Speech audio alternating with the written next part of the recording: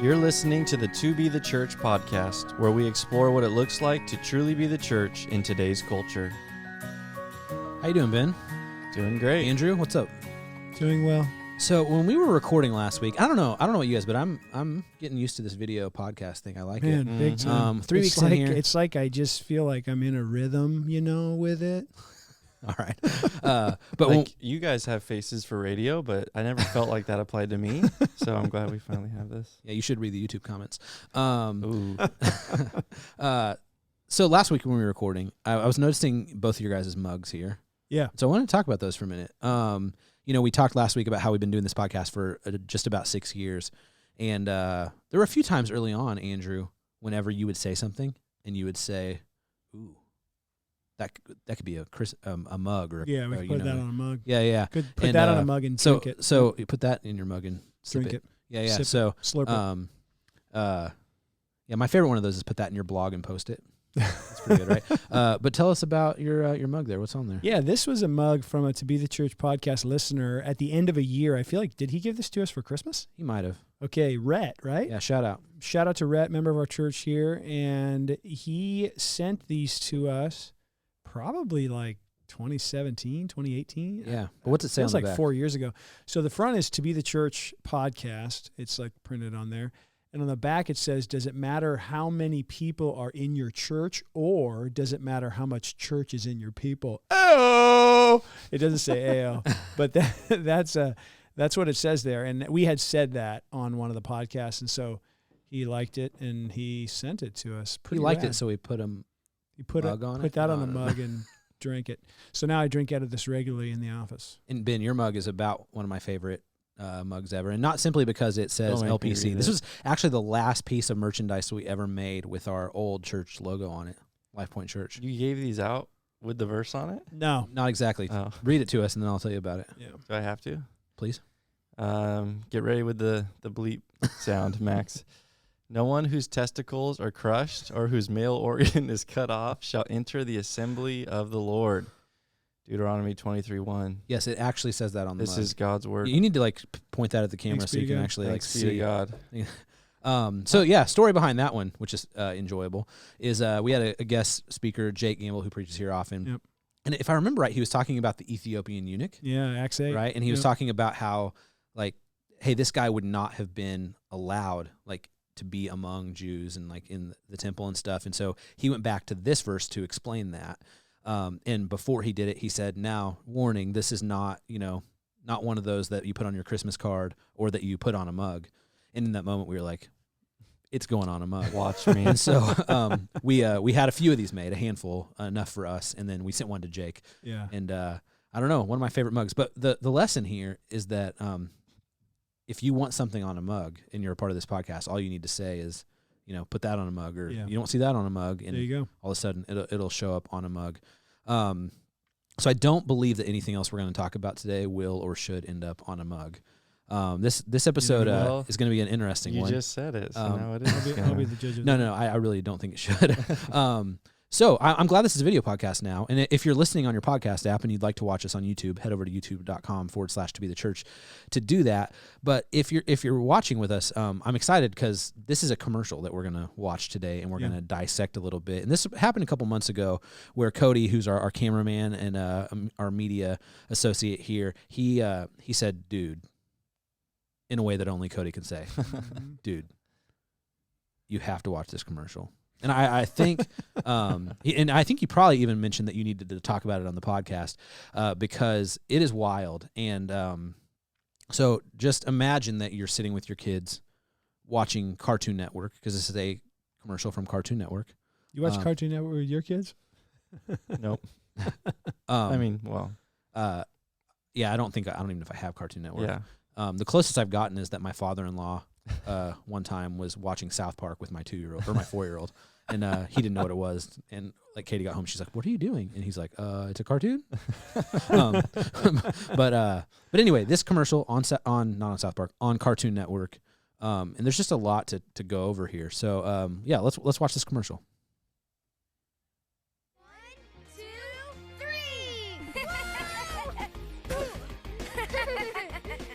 Hey, when we're older, let's get married. Ha! can't get married. Why not? Black people can't marry white people. Hey now. It's Garnet from Steven Universe. Kids, don't be racist. Cut. Okay, Wait, people, keep we watching. just need to get coverage. We'll start again in 5. This is the cheesiest job I've ever done. Stuff like this doesn't actually happen in real life. Whoa there. Are you kidding? It totally does. Just because this has never happened to you doesn't mean it doesn't happen. Oh, wow. I'm sorry. Seriously, I didn't know. Yeah, everyone messes up sometimes. But you gotta realize it hurts to deal with racism. And when people act like it's not real, it makes it feel even worse. You have to acknowledge racism to work against it. You're right. I can do that. You kids better work on this before the wedding. Whoa, that's just We're for the just script. actors. We only just met today.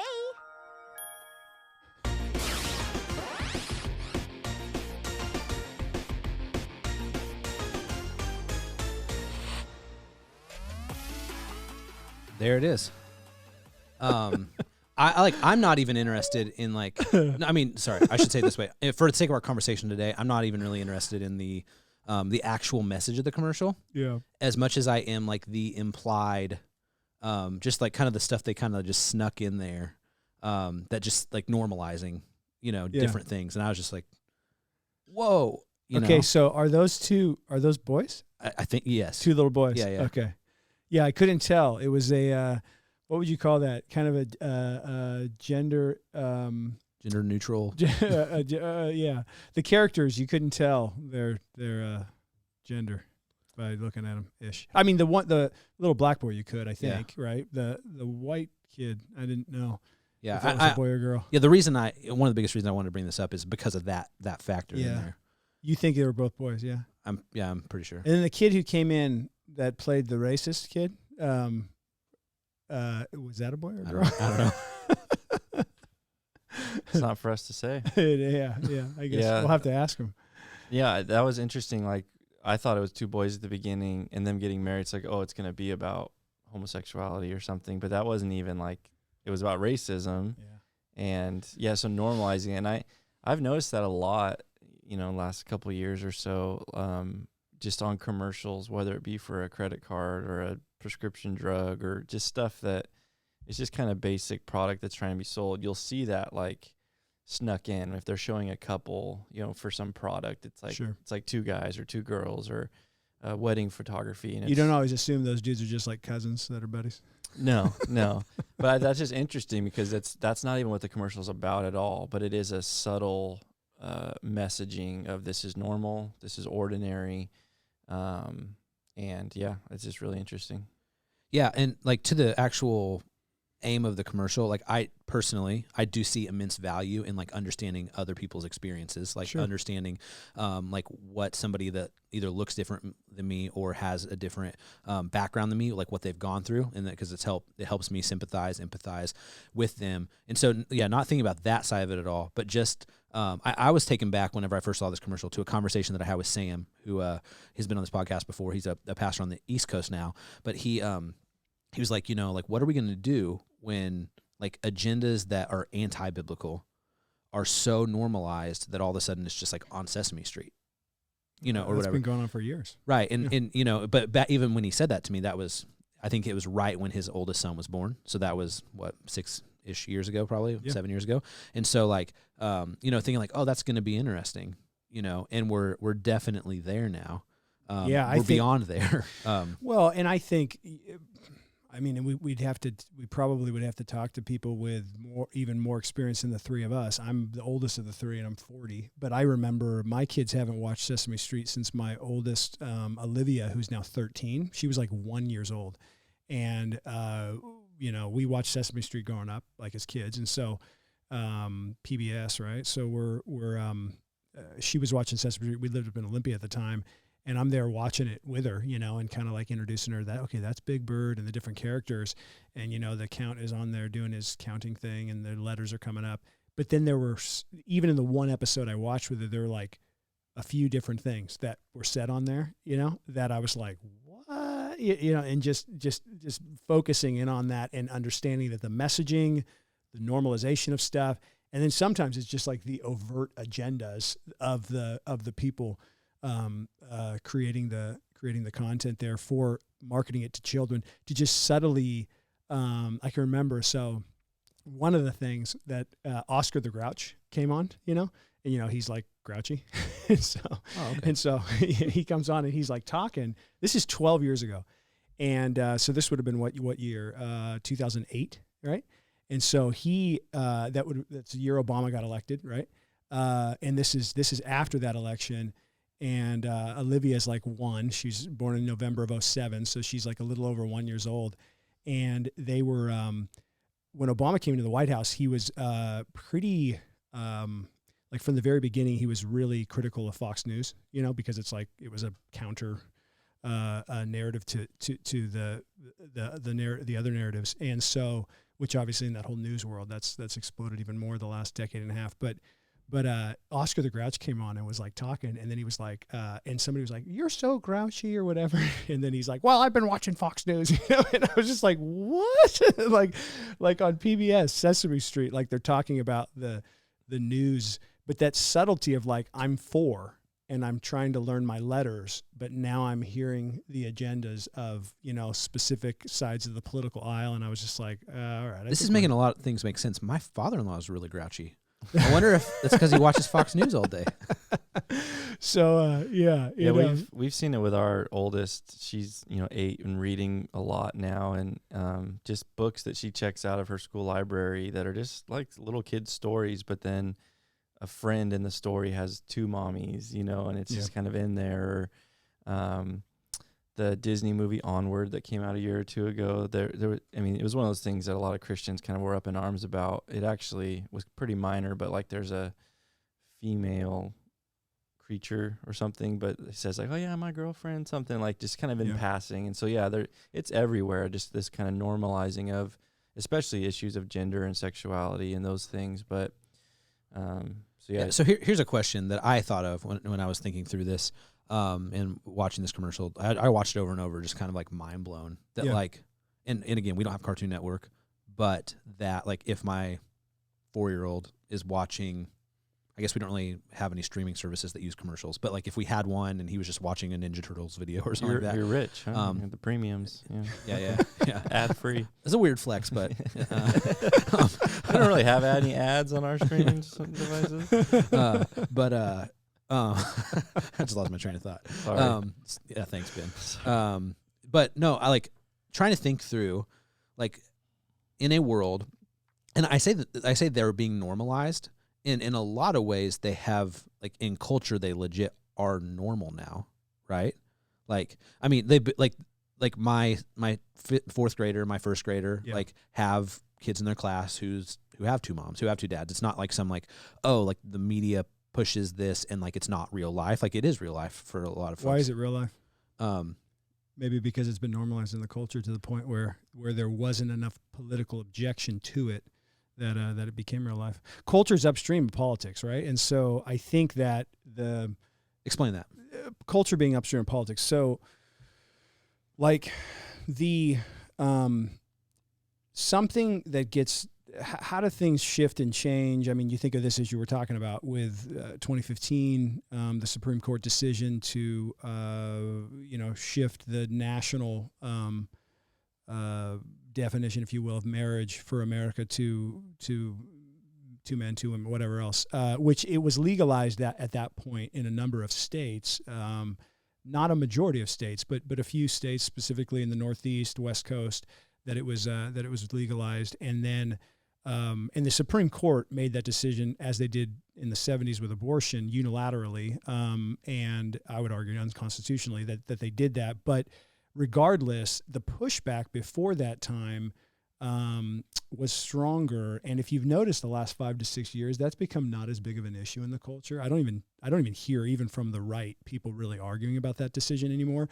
But if you look at the 20 to 30 years before that in culture, okay, so culture meaning in the academy, in Hollywood and popular culture, TV shows, movies, these kind of things, the normalization of those. Dude, I almost thought one time to like do a study on this would be kind of interesting because we watch a lot of sitcoms like My wife watches a lot of sitcoms from like the 40s and 50s and 60s and 70s, you know.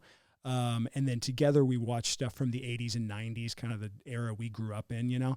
And then maybe into 2000. We don't watch a lot of current shows, but we through Hulu, Netflix, these kind of things, we watch a lot of those old shows. Do you have commercials on those? Or no, I don't. We've gone premium, Team. high rolling over here. Yeah. So, but dude, the way homosexuality and homosexual relationships, watch through Seinfeld versus watching through The Office versus watching through Modern Family or and then, you know, whatever is the most current shows.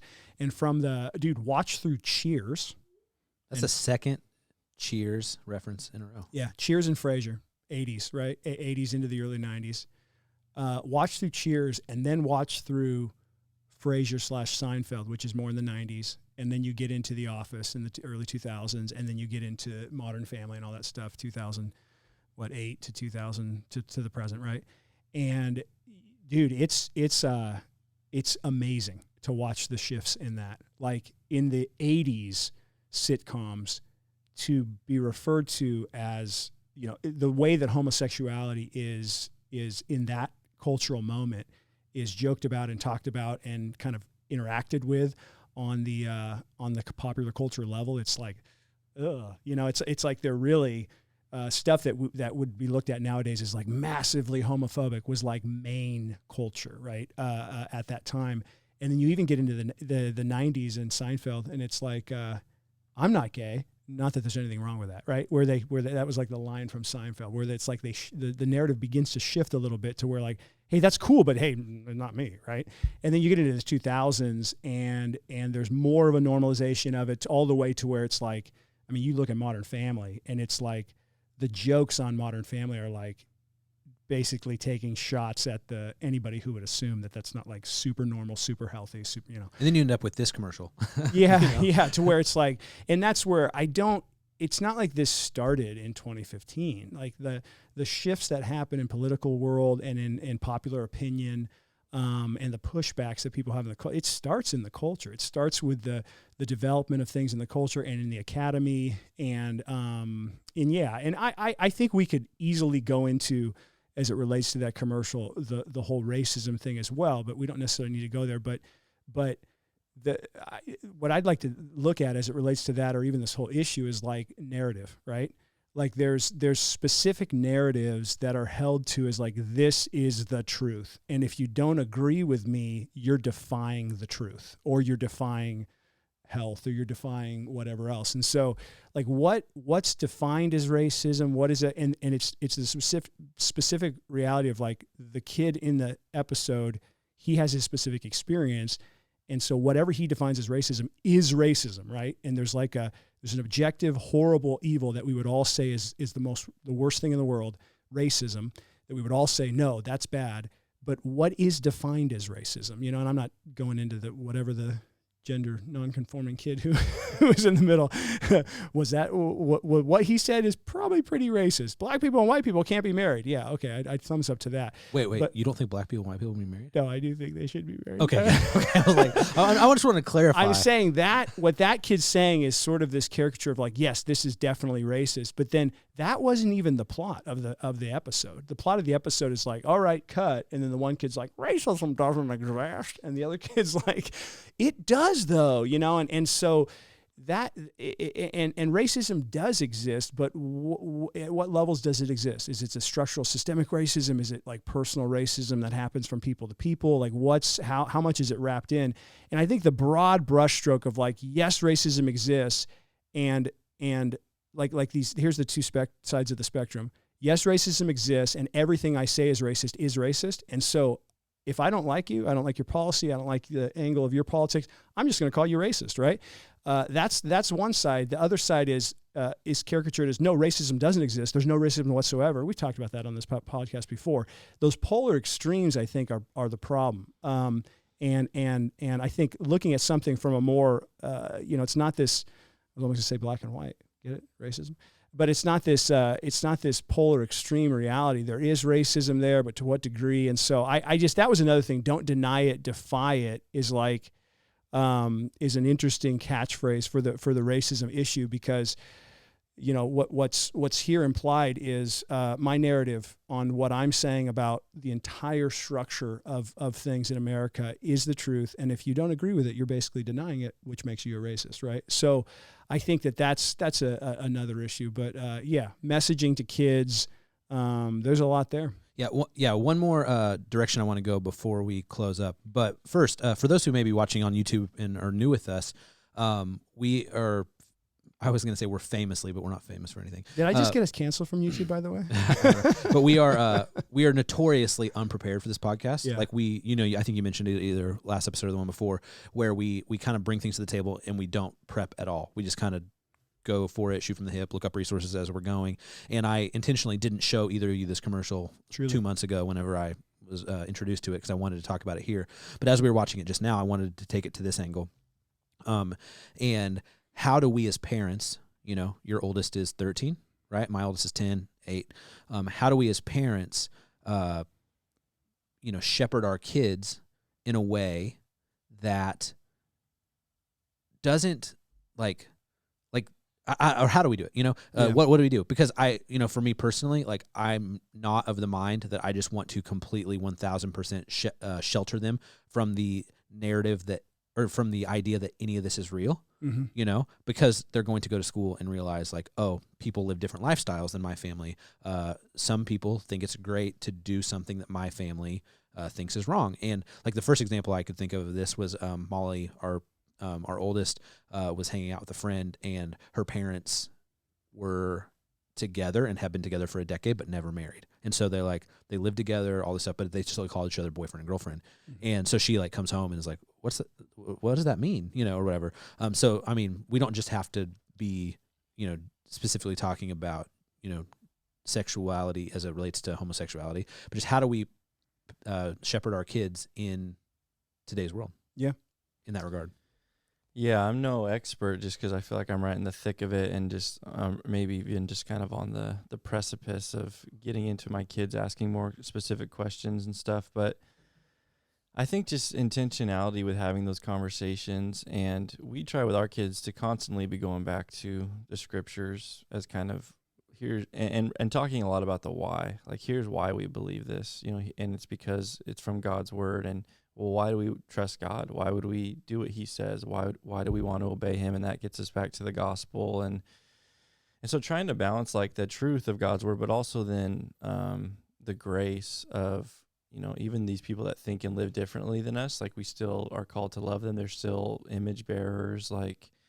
They still can respond to the gospel and be saved. And so, that's kind of a straightforward, just kind of basic Christian answer, but I mean that's what we're striving for. And but I don't know, you're more experienced than me. I think the yes to all that. I think, and for us, we've understanding the influences that the messaging they're taking in. I had somebody even this last week was talking to us in the church lobby, and they were talking about someone who, a conversation they had with another Christian family from another church or whatever. And the mom had said to us, it's not like I'm trying to shelter my kids, and I even kind of, in the context of that conversation, and they were looking for counsel and prayer and everything. And I was like, why aren't you trying to shelter your kids? It's okay to shelter your kids. It's kind of part of your job, in the sense of, I think in the Christian world, there's this well, I don't want to shelter them, and it's why? Why don't you want to shelter them? You birthed them into the world. And I think we're probably pushing back against the stereotypes of over sheltering. They have no concept of culture or reality. And they're suddenly at 18 or 19 or something, they're going to get out into the quote unquote real world and be totally unprepared because they've been helicopter parent sheltered. Right. And so, but I, outside of that stereotype, I think commanding your children in regards to righteousness, truth, and justice, Genesis 18, what is the call of the Christian parent in shepherding the heart of the child? I think that's vital. And so And I think that's our call as Christians. And so I think you got to know what your kids are consuming. You got to know the messaging they're consuming. I think you've also got to be aware of the developmental stage that they're at. Like if they're, and again, what we talk about on the education level with our membership and with our parents and these things is like, whether it's homeschool, private school, public school, we recommend to parents, obviously pray through it, seek counsel, follow your conscience, and think about it year by year and kid by kid. There's not one blanket answer for everybody who's this way should do this. And I think, and I think in these discussions of matters of conscience, we can get that way with in Christian community of going, well, no, this is the way to do it. We've done all three of those. Our kids have gone to public school for times, they've gone to private school for time, and now they're homeschooled. And what we've done the most is homeschool. And this is one of these reasons why, because I think there's a lot to be said for your kids being in the streams of culture, and you walking with them through those streams. At the very least, that's what you have to do as a Christian parent. We chose in the space that our girls were in and how they were developing specifically to go, they're going to be in the world their whole lives. And so we felt like we could, in this day and age with technology and everything else, they could be exposed to culture, to all those things. But in their really young developmental years, we wanted to have them at home and walk through the things, particularly too, from an educational standpoint. You got to know what they're learning. You got to understand, you got to know where their teachers are at, the type of curriculum they're taking in, the cultural influences through other kids, through other families, as well as through media. You have to be all over that as a parent nowadays, and then of course I think being connected into Christian community where these things are happening and where you can be aware of the latest Disney movie that's suddenly has this real strong messaging there. You can be aware of that as you're talking through it with other Christian parents, right? Yeah, that's really helpful. I think that, we say this often, but this might have raised more questions, even just as we've been talking through these different issues. I know you might have as many questions as I did after I watched that commercial for the first time. And if you want to discuss this with us, podcast@toBeTheChurch.com is a way to do that. If you're watching on YouTube, you can also just throw it in the comments and we'll see those. But otherwise, there's a lot we could go over here. Let's stop for now and we'll come back to it later. Have a great week.